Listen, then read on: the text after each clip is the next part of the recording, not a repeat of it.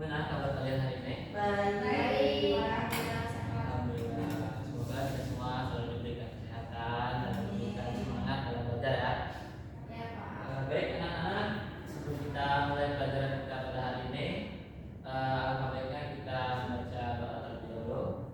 Silakan pada ketua kelas untuk memimpin.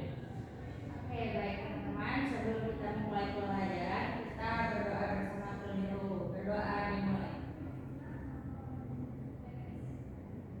Berdoa selesai. Baik anak-anak, Bapak presensi dulu ya. Baik, Pak. Amalia, Hadir, Pak. Cici, Hadir, Pak. Rodia, ada semua ya anak-anak ya. Hadir, Pak.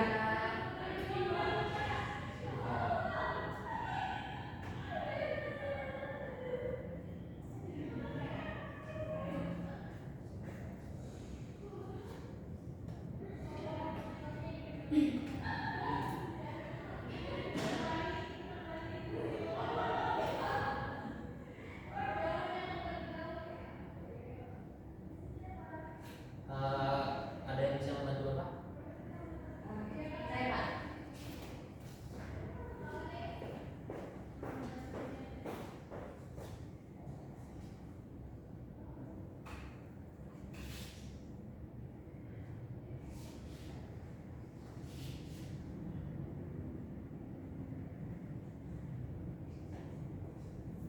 Masih Alhamdulillah. Jadi anak-anak, sebelum kita belajar terkait materi kita hari ini, kalian masih ingat nggak? Kan lalu kita belajar tentang apa? Tentang mengidentifikasi fakta dan opini dalam artikel ilmiah populer, Bapak. Oke, benar, Suci. Jadi benar ya, anak-anak. Lalu kita belajar tentang mengidentifikasi fakta dan opini dalam artikel ilmiah populer. Anak-anak masih ingat nggak apa sih bedanya fakta dan opini itu? Saya, Pak. Oke, Amalia silakan. Fakta itu adalah hal yang benar-benar terjadi dan bisa dibuktikan, Pak. Benar. Kalau opini ada yang bisa menjawab? Saya, Pak. Oke, silakan kalau dia. Jadi opini itu pendapat atau pandangan seseorang, Pak. Jadi sifatnya belum tentu benar. Ya, jadi benar ya teman-teman ya, bahwasanya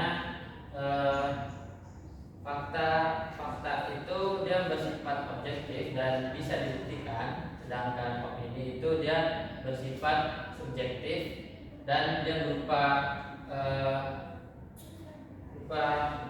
pendapat.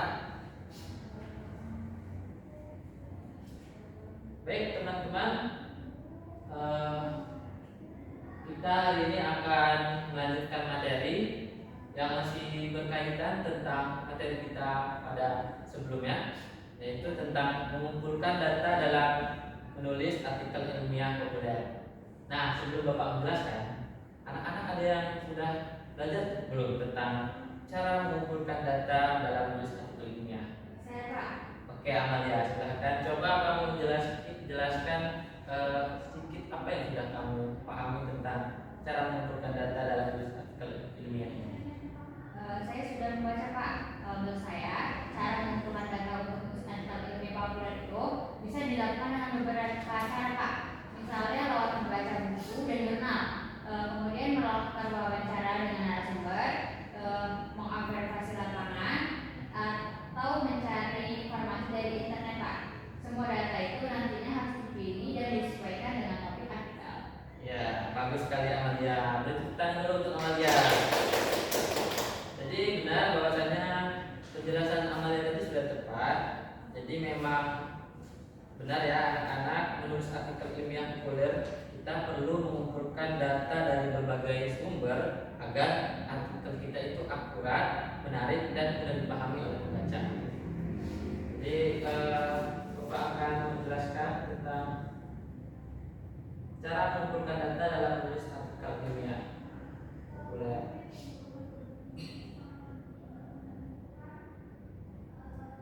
Nah, jadi bisa kita lihat, anak-anak, cara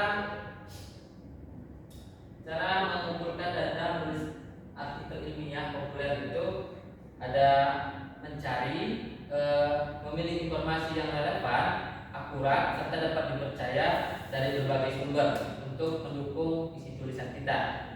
Nah, manfaatnya yaitu agar artikel yang ditulis tetap berbasis fakta ilmiah, namun disajikan dengan bahasa sederhana, menarik, dan mudah dipahami oleh pembaca umum.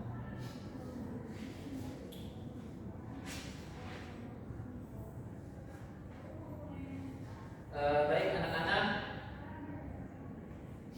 mungkin hari ini kita cukupkan pertemuan kita. Namun sebelum itu Bapak ingin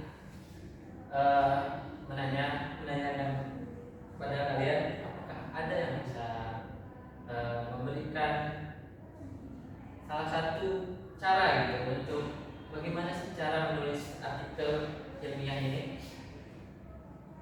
Ya, Amalia silakan. Caranya itu bisa lewat membaca buku atau jurnal, Pak. Nah, benar sekali. Apakah ada yang bisa memberikan jawaban lain? Baik, Pak. Oke, silakan. Lewat wawancara langsung, Pak. Ya, betul sekali.